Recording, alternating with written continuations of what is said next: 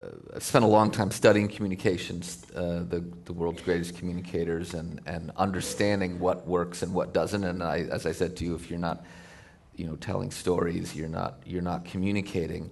I think that, frankly, everything I learned about communications, getting a PhD in physics from MIT, which I summarize as use big words, don't repeat yourself, and be as literal and fact-based as possible, is not only not good advice, it's actually the exact opposite of literally 25 centuries of understanding of effective and persuasive communications that was developed by the Greeks and improved upon by the Romans, and then raised to the high art in English language by the Elizabethans, who created the two great works of rhetoric, the works of Shakespeare and the King James Bible. And there's a reason why those two books fill up a quarter of all Bartlett's quotations, because they wrote in the figures of speech, and the figures of speech are what make things memorable. And the figures of speech were just derived. They're just memory tricks. They were developed by the great bards who had to remember these 2-hour-long epic poems. So they had all these tricks: rhyme, alliteration, irony, metaphor, simile. They had 200 of them.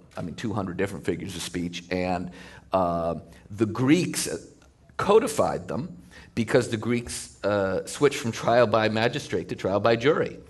And the juries there were 500 people. And it was majority vote wins.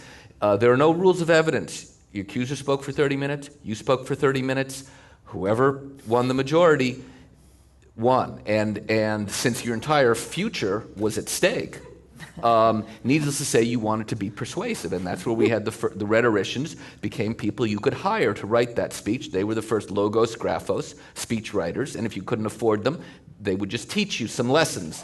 And so they had just codified all the great memory tricks, and modern social science has now verified that that is, in fact, what is memorable and persuasive. And I think the magic secret, which isn't taught, is that the key to being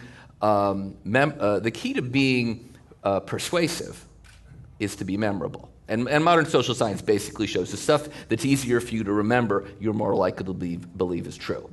And so if that one fact were taught and our communications theory were based around it, all communications at every level would be completely different, because numbers aren't... What is memorable is stories. And I have a 7.5-year-old daughter, and she's already heard 10,000 stories by the time she's 7.5, or more likely she's heard 1,000 stories, each of them 10 times, because she'll watch the same story over and over again. And these stories are deeply ingrained in us. They all have similar themes, as Joseph Campbell talked about in The Hero with 1,000 Faces, and that George Lucas turned in so successfully to Star Wars Episode 4, 5, and 6. But it's all Hollywood movies are essentially the same thing over and over again, but we keep going back to them. And it occurred to me in writing the book and then in talking about it that the reason scientists are anti-story, and it's very easy to understand why, because the Enlightenment was about replacing a story-based explanation of the world. Why do rainbows occur? Is it because God was sending a message that he was not going to have a big flood again? Or is it, light bouncing around in raindrops? So... what, you mean it's not God's message? Sorry to break it to you, yeah. It's a little bit of both.